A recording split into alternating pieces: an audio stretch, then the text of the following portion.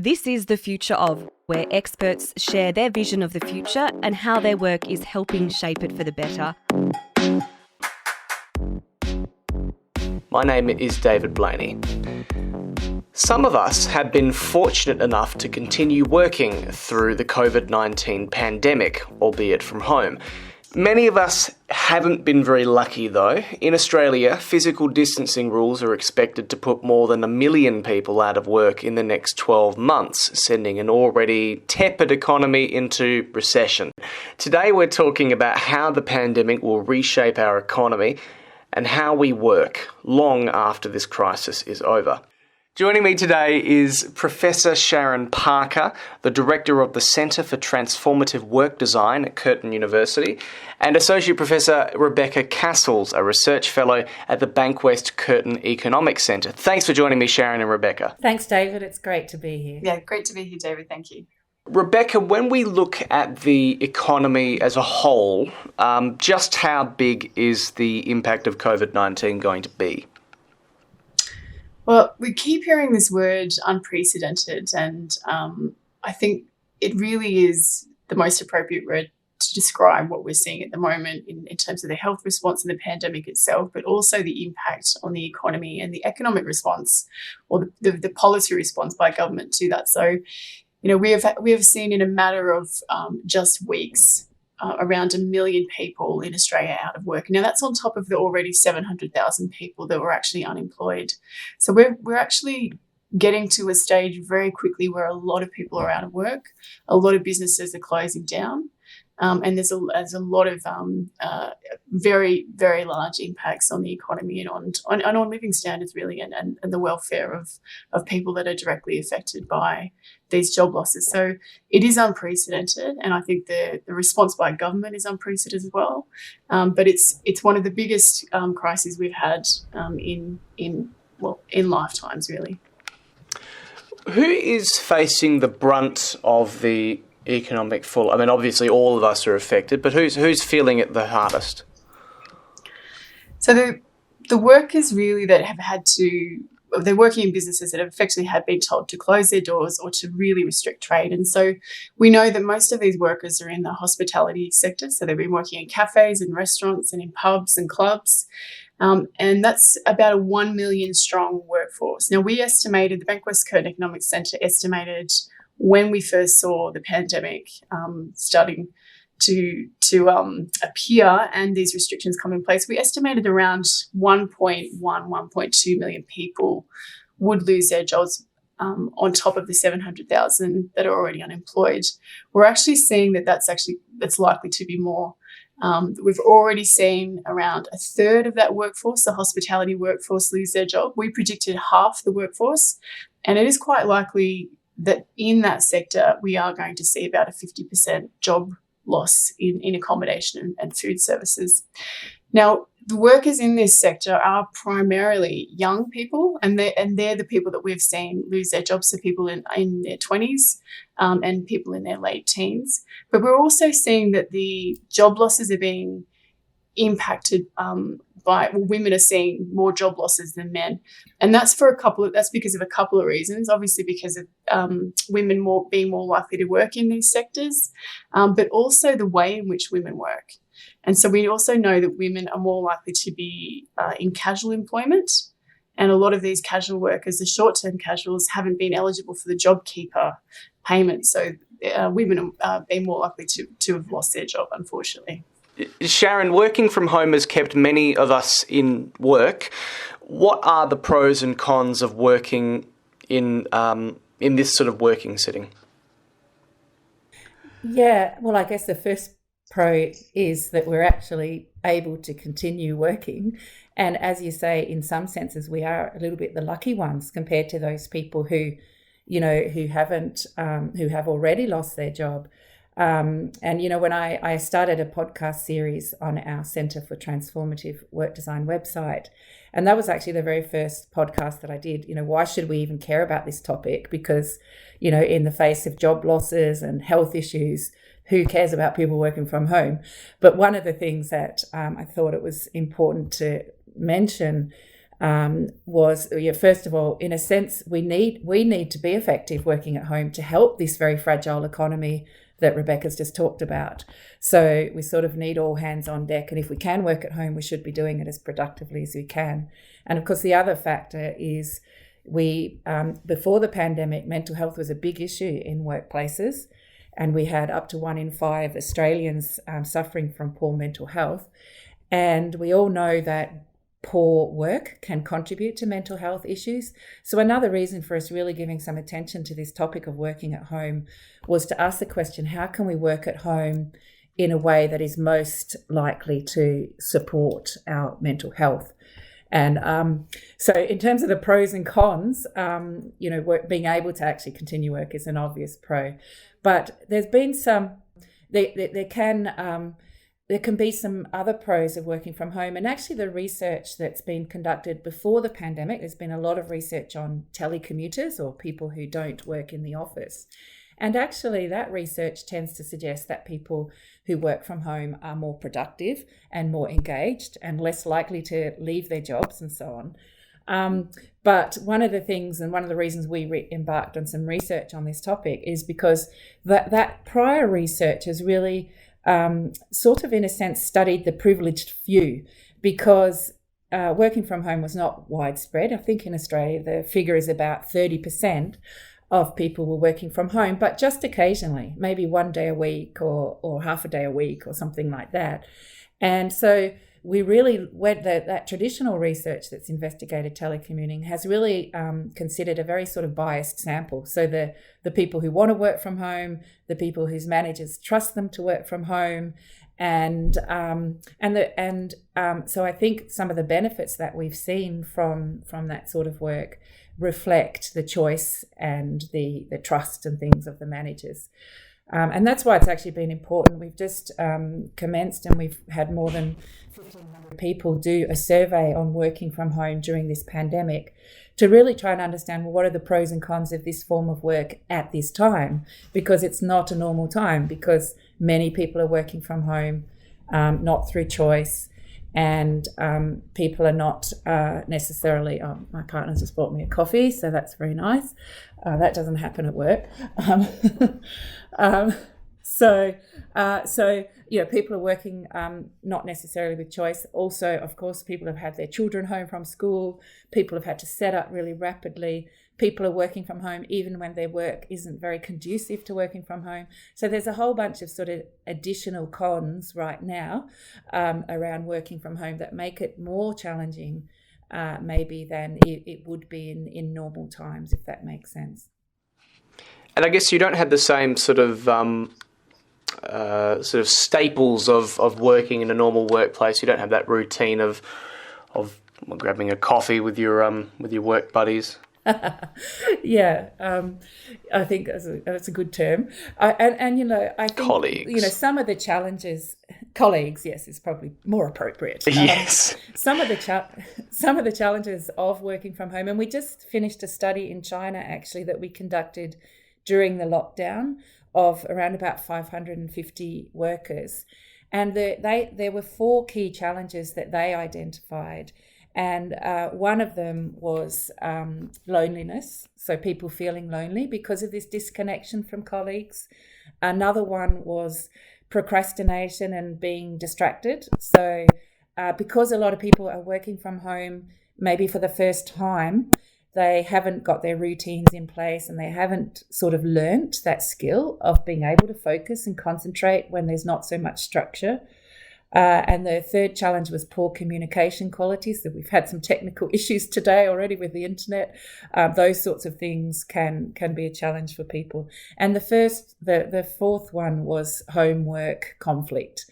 And so on that one, traditionally working from home has been a way to sort of help balance homework issues. Like if you work from home, you're a bit more flexible and you can run the kids to school or whatever. But because schools have been closed, that in fact it's probably gone the other way, and homework conflict has been worse because people are working at home without necessarily having childcare or their kids at school, and that's caused a lot of challenges for many people. not everyone can work from home. Many of us have been laid off. How is mass unemployment going to affect the economy as a whole, not just the hip pockets of the individuals, but also, the businesses, the butchers, the bakers, the candlestick makers? Look, I think Sharon's raised a really important point there around, it's actually being able to work from home is a case of almost the haves and the have-nots in the workplace at the moment. So there are those that can comfortably work from home. They don't necessarily have kids to look after or other distractions or conflicts at home, and they've got all the tech that they need and a great internet connection, which we're all struggling with at the moment. But there's also those whose job is completely unsuitable to work from home, and really many of these people, and we've seen it already, are going to end up on unemployment benefits and not able to work. And I think this is problematic for a number of reasons. Obviously, this is going to decrease their standard of living, especially if the unemployment benefits that are available are lower than what they were receiving in the workplace. But jobs don't only matter for the wage that you receive. Obviously, that's a really big part of it, but jobs actually matter for a whole host of other reasons. And Sharon's touched on those, I think, quite well. And I think the social connectedness is really, really important for many people. And there's thousands and thousands of Australians that live alone. For many people, actually going to a job every day is the only social contact that they have with another human in any day. So that's really problematic. And loneliness is going to be and is a huge issue at the moment for these people, especially if we've had to, constrict or confine ourselves to home. Jobs also give us a sense of identity and purpose. And if we don't have that in our day-to-day structure, then that actually introduces a whole host of mental health and social issues that we are seeing actually start to come about at this point in time. But mass unemployment as well, in terms of the economic impact of that, this is problematic just for so many reasons. I mean, if you've all of a sudden got millions of people in your workforce, a really high percentage moving on to unemployment and moving to a lower income, then that's going to have flow-on effects to the whole economy. That's going to affect consumption. It's going to affect demand, which obviously impacts businesses and their ability to operate. The more that we reduce the goods and service that we were previously buying, this places a whole heap of pressure on businesses and increases the risk of further layoffs and job failures and business failures and people losing their jobs. So it's actually really, really problematic. It's also problematic for another reason, which is how do we actually support these people that move into unemployment? And the government, I think, has done a really good job of that so far. They've doubled the unemployment benefit, job seeker, and that's a really big policy move to make. So moving from $550 a week to $1,100 a fortnight, rather, and that's doubling that is I think a really appropriate measure to take, but it also costs a lot of money to be able to support that. Australia's in a great position to be able to do that at the moment, but whether or not we can sustain that type of income support or social security safety net is actually going to be quite challenging in the future. But at the moment, we're actually okay, and thankfully, we're in an economy and have a really good functioning government that we are able to offer these sorts of social insurance, social safety nets. Other countries are not so lucky. Can I pick up on a couple of points there? Yeah, thanks. Thanks, Rebecca. And I think your comment at the beginning when you talked about how people working from home, there's in some senses haves and have-nots. Actually, I've just did some super quick analyses on some of the data we've got from the 1,500 or so people that done our working from home survey. And there's real splits in the data. There are maybe about a third of people who are, as you say, very able to get on with their work. Many of them actually reporting being even more productive because they've got less commuting, they've got less distraction. But there's also, a good third of people who are really struggling with, either having bosses who are micromanaging their, sort of tethering them to the desk and not allowing them to get up and even get a coffee. We've got people who are really struggling to manage the childcare. And one of the things that really struck me in the data was the level of job insecurity. So to speak, people are very, very, even people who've got work, and obviously in that sense are lucky, many people are very, very worried about their future job prospects. And that has a huge impact actually on the quality of people's lives. So one of the things I looked at in the study was the level of psychological distress in the sample. And I sort of had to do the analyses about 3 times because I was just shocked to discover the level of psychological distress. We did some research on, just to take a small deviation, we did some research on FIFO workers last year, and we found that 33% of FIFO workers had high or very high psychological distress, and that compares to about 17% in the average Australian population. So in the data analysis that I did the other night, and this is only preliminary analysis, so you can't go to the news with it yet, but the figure was 34.5%. So 34.5% of people in our sample, and these are all working people, had high or very high levels of psychological distress. And one of the strongest predictors, there are a few strong predictors, but one of them was job insecurity. So, I started out by saying that people working from home are lucky, and some of us most definitely are, but there are people working from home who are really struggling and particularly worrying about the future and their future job prospects. Sharon, this is exactly what this surveys that you're doing and research you're doing sounds so important. And this is exactly the type of results that the new household impacts of COVID-19 survey that the Australian Bureau of Statistics have put out show. So the release of that, they're doing the releases, I think, every fortnight. So the ABS have actually been very, very proactive with getting new data collections to understand how households are travelling, how businesses are travelling, and obviously the workforce, really, really important to know and have some high frequency data. But they've shown that almost twice as many Australians now report feelings of nervousness or restlessness and anxiety as well, compared to what they did I think they've compared it to the 2017-18 National Health Survey. So 35% reported feeling nervous and 42% restless. And there was also a number of other sort of psychological indicators that they used. And that's really almost doubled. The restlessness has doubled compared to a baseline, pre the pandemic. And these are really concerning findings, really, because mental health has already been such a big issue in our community, and it impacts on so many different aspects of people's lives and people having to care for people with mental health. So this increase is actually, I think, something that the government really needs to start addressing and looking at quite a lot more than what they are. The other issue that we're finding at the moment around the impacts of the pandemic and actually being restricted to our homes is an increase in domestic violence reporting. So that's another problem that we're seeing, where there's a lot of pressure being placed on families, a lot of pressure when you're actually confined to the same space, and we've seen that data to start to come through as well. So that's another issue that the pandemic is drawing out. And thanks, Rebecca. And those statistics, which I'll have a look at, pretty much exactly the same as what we're showing.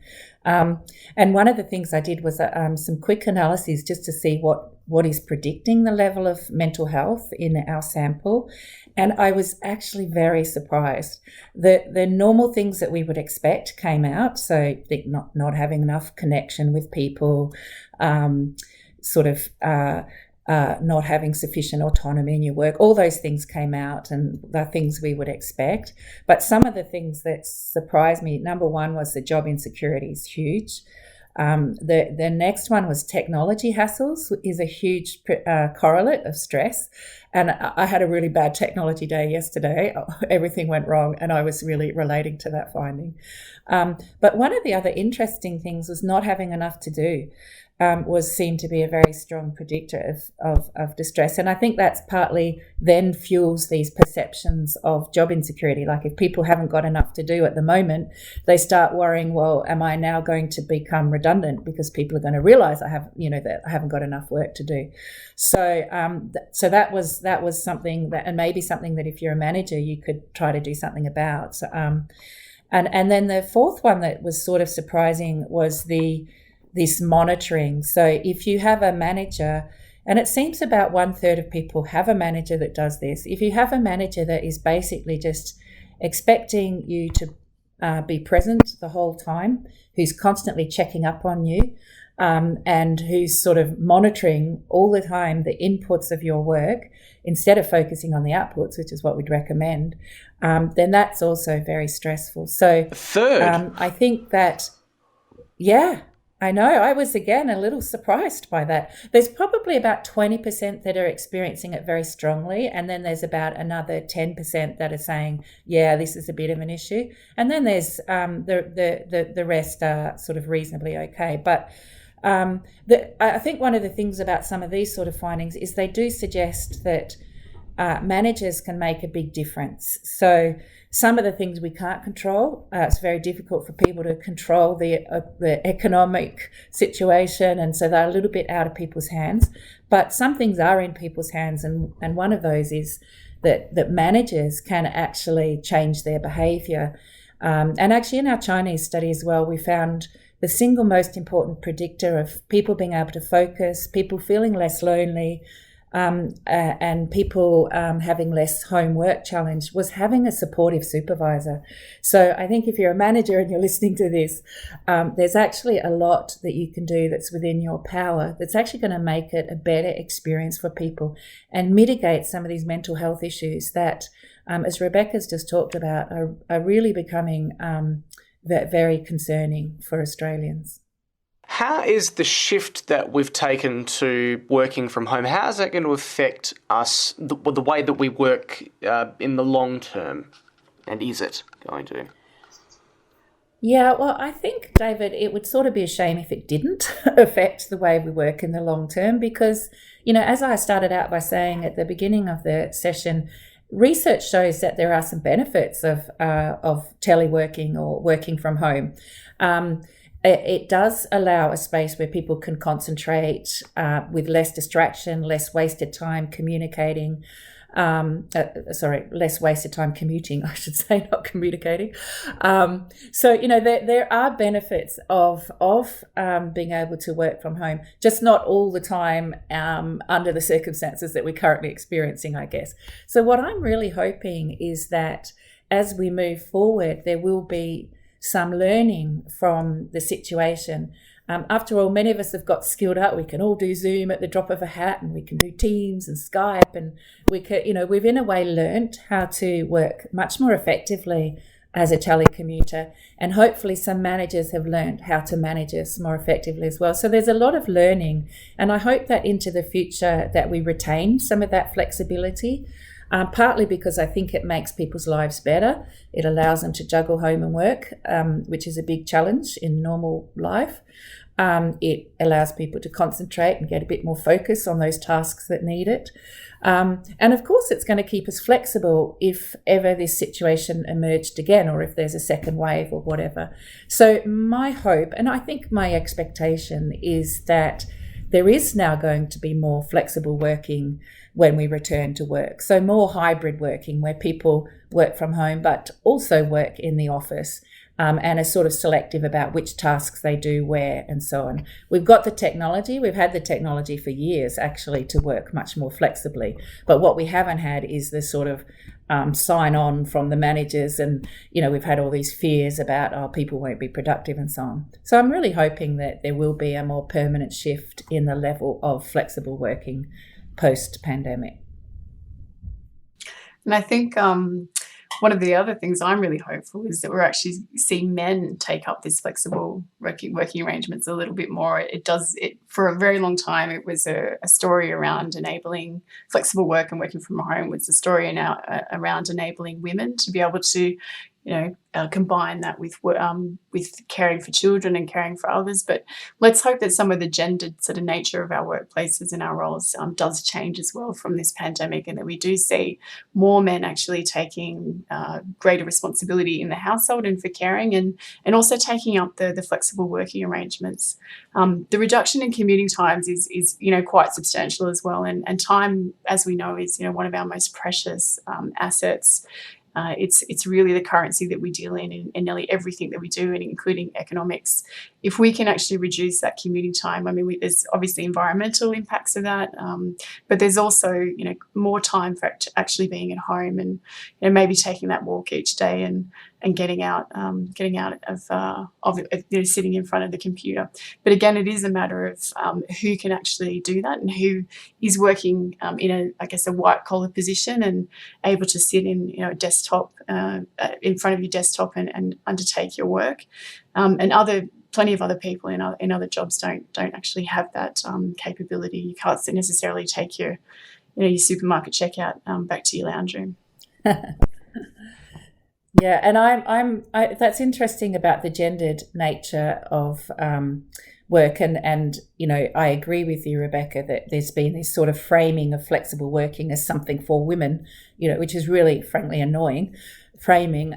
So I hope too that it might change. I'm probably less optimistic about that to be honest. I suspect there might be some flexible working from men, but I guess what I'm less optimistic about is the shared allocation of domestic duties. But I hope I'm proved wrong. I do too. I mean, I think we have seen that women are actually, there's a lot of pressure placed on women in these circumstances, and they typically are still doing, the lion's share of the housework and the childcare. And we're also seeing that women are more likely to be impacted by job losses at the moment. So it is unfortunately, our workplaces and our the labour market is gendered in general, and I think our lives at home do have that gendered nature too. But let's hope that it can start to shift, and at least there might be a greater appreciation of having to do both when you're both at home together, if that's the case. Rebecca, the dramatic changes to our economy has sparked a bit of a discussion about free trade versus, economic sovereignty, I guess is the term that's been floating around a bit. Do you think we're turning a corner, perhaps? Well, as one of the sort of most fundamental lessons you learn in first year economics. In fact, my daughter's studying it at the moment by correspondence, of course, so online, everything's shifted online, is around free trade and the benefits of free trade to countries, but to also consumers. Free trade is incredibly important for our well-being and our living standards. It introduces competition, it introduces levels of innovation that we aren't able to actually access, and ultimately free trade in a perfect kind of world does make a consumer better off because we're able to afford things at a cheaper price, and we're actually able to get a hold of goods and services that we can't necessarily create in our own country or in our own labour markets. But at the same time, we have seen that this pandemic actually place a great deal of pressure on supply chains of essential goods that we do need to operate as an economy. And some of those goods have been around medicines and healthcare products, PPE equipment, that's come into play, but also technical supply chains that are needed to produce other goods that we're actually manufacturing here in Australia. And so I think this pandemic has actually exposed a couple of things in relation to Australia, or in relation to probably everybody, but one of them is really our heavy reliance on particular trade partners, and China would be one of those. But it also shows how much we do benefit from trade as well. So it may be that we, out of necessity, do need to actually start pivoting and making things in Australia. And we have seen that happen. We have seen a number of businesses innovate and start producing things that were either we were running short of, or we actually weren't producing here in Australia. And we saw that particularly around hand sanitisation. That was completely out of, we couldn't get any of that coming in, importing that in anymore, and we actually had to start making it here in Australia. And so we saw some of the gin distilleries, I think, in Western Australia actually change what they were producing and starting to produce hand sanitizer. We also saw that the ventilator equipment that's required for people if they do contract COVID-19, that we didn't necessarily have access to that. Now, we have been able to get our hands on quite a number of those, but the equipment and the attachments that need to be replaced every time they're used, we've seen a number of firms, manufacturing firms in Australia, actually start to change what they've been outputting and start to develop these pieces of equipment. So necessity has actually, I think, invigorated some of the manufacturing components or manufacturing sector of Australia. But trade ultimately is something that we need to have, and we need to make sure that trade can actually resume once we're sort of past the pandemic and past able to open up borders and boundaries, and hopefully that won't be too far away. I think Rebecca's point there about sort of at a more macroeconomic perspective, manufacturing and so on, sort of adapting and making new products and things. One of my observations also has been, just locally, how, for example, different coffee shops have responded, different restaurants have responded to the challenges. Even, for example, the physio that I go to, I've seen a lot of variation in different responses, and some, for example, a little local coffee shop that my husband just bought me a coffee from, they've been super innovative. They set up an online ordering system. They've been selling some new products and so on. And they've sort of seized this opportunity and created actually more business, I suspect, as a result of the pandemic. And then, other coffee shops nearby have just closed. So there's been this very big variation, even just locally, in sort of how much people have been able to successfully adapt and innovate in the light of the challenges.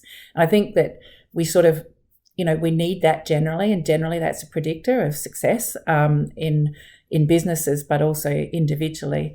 And I guess I just wanted to make the point that, this sort of need to adapt is really fundamental, and we've seen it so clearly with the pandemic. But it's important capability that we need to foster into the future, I think, as well.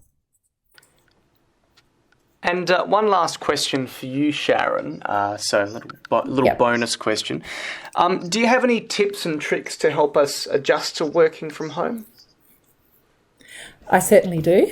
In fact, I've been doing a series of blogs and videos, and that's on transformativeworkdesign.com, one word. And you can follow through to the links there. I think the main thing to recognise is that people are having somewhat different challenges, and depending on the challenges, depends on the tips and tricks that will work. So, for example, I mentioned before, there are some people who haven't got enough to do and they're really bored.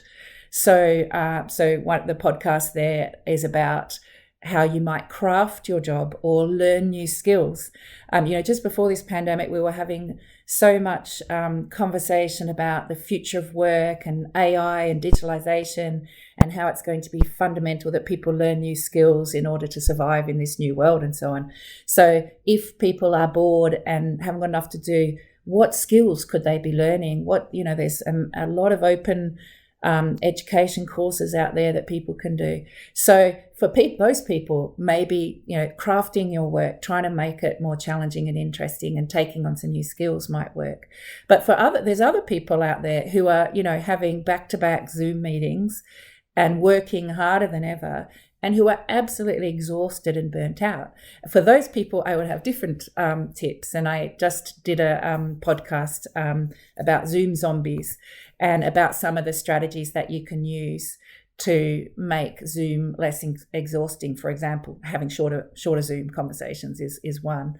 And then, of course, there's another group of people that are really struggling to focus and concentrate, getting easily distracted, or, having children in the house and so on. And for those, again, some of the most important things can be around imposing structure, so having somewhere specific that you work, having a clear schedule of exactly what you're going to achieve that day with lots of breaks in between, those sorts of activities to get you focused. So I wrote a blog, for example, on the importance of getting dressed, and really that was just about the importance, I guess, of sort of activating your worker identity. And if you stay in your pajamas all day, you don't necessarily help yourself get into a work mindset.